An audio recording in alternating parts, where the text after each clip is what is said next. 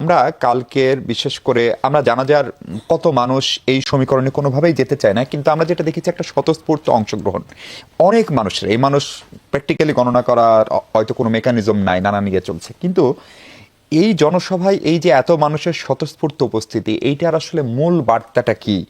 অথবা খালেদা জিয়ার মৃত্যু ও কি রাজনীতিতে নতুন একটা ঐক্যের সহনশীলতার বার্তা দিয়ে গেল কিনা?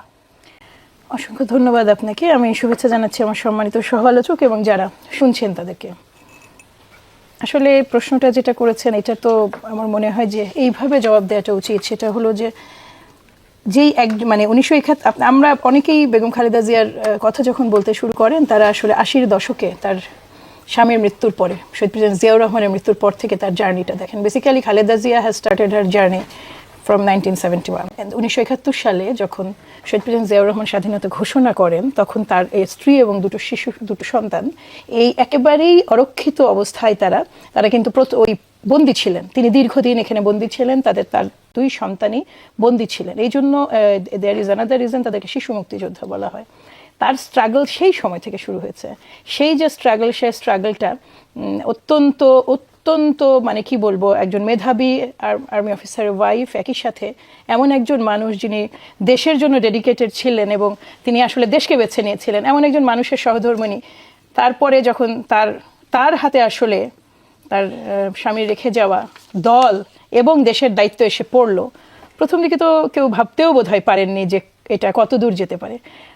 আমার মনে হয় যে আমাদের সম্মানিত চেয়ারপারসনের সবচেয়ে বড় গুণটা ছিল তিনি অত্যন্ত সৎ রাজনীতিবিদ। তার মতো মানুষ হিসেবে সৎ, রাজনীতিবিদ হিসেবে সৎ এবং তার নীতিতে অনড় আর অবিচল একজন মানুষ, এটা দুর্লভ। এটা বাংলাদেশের ইতিহাসে দুর্লভ। আপনি যেভাবেই দেখেন না কেন, আমরা যতই বলি না কেন যে তাকে তাকে তো অসংখ্যবার মুছে ফেলার চেষ্টা করা হয়েছে।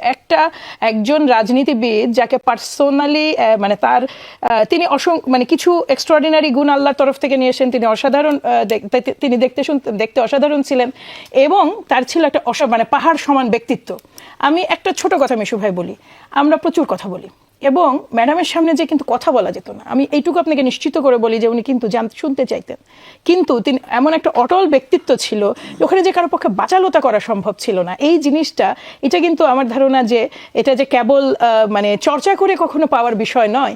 এই জায়গাটায় তিনি যেই স্যাক্রিফাইসটা করেছেন বা তিনি যে অবিচলটা থেকেছেন এই বাংলাদেশের প্রশ্নে, স্বাধীনতার প্রশ্নে, সার্বভৌমত্বের প্রশ্নে, ছোট ছোট কয়েকটা ইনসিডেন্ট না বললেই না, যেটাতে খালেদা জিয়া হয়েছেন 86 আপনি মনে করেন, তার গৃহবন্দী থাকার পরে 86, 2000। এবং আরেকটা জিনিস আপনাকে বলি, তখন বাংলাদেশ জামাতে ইসলামের মানে এটা হচ্ছে আন্দোলন চলছিল, বাংলাদেশ জামাতে ইসলামের হরতাল ছিল। ওই সময় প্রণব মুখার্জি ছিলেন। তিনি কিন্তু দেখা করেননি। তার নীতিটা কিন্তু ডিফারেন্ট ছিল। ওটা কিন্তু উনার হরতাল নয়, উনার যুগপৎ আন্দোলনরত দলের হরতাল। কিন্তু সেই হরতালে যেই অবশ্যই যুগপৎ আন্দোলনরত দল ছিলাম আমরা, কাজে ওইটা তো আমাদেরও হরতাল। যেটা আমরা হরতাল ডাকলে আমাদের সহযোগী দলগুলো যেমন সেটা পারফর্ম করতো, তেমনি আমরাও করতাম। সেই সময় আমার খুব 2015 তো আমি একদম ফুল ফাংশনাল পলিটিক্স করছি, তখন আমি নিজে দেখেছি, শুনেছি যে কিভাবে মানুষজন এটা বিরোধিতা করেছে এবং তাকে বারবার বোঝানোর চেষ্টা করা হয়েছে। কিন্তু ওই যে আপনার অটল এবং অবিচল উনি এই বাংলাদেশে বসে থেকে এই বাংলাদেশের গেস্ট হিসেবে যিনি এসেছিলেন, শুধুমাত্র যেহেতু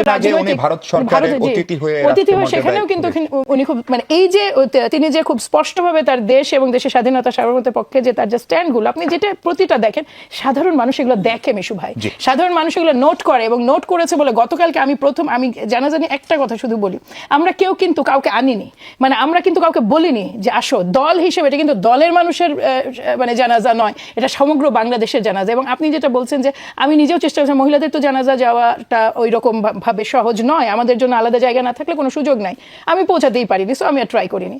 ওখানে আমি মানুষের ঢল দেখে আমি একেবারে বাকরুদ্ধ। আমরা সবাই জানি এটা হবে, কিন্তু দুটো জিনিস আপনাকে মানে উনাকে, জি আমি 30 সেকেন্ড বলছি, উনাকে যখন বাসা থেকে বের করে দিল, ওনার সাথে আমার একটা দেখা করার সুযোগ হয়েছিল।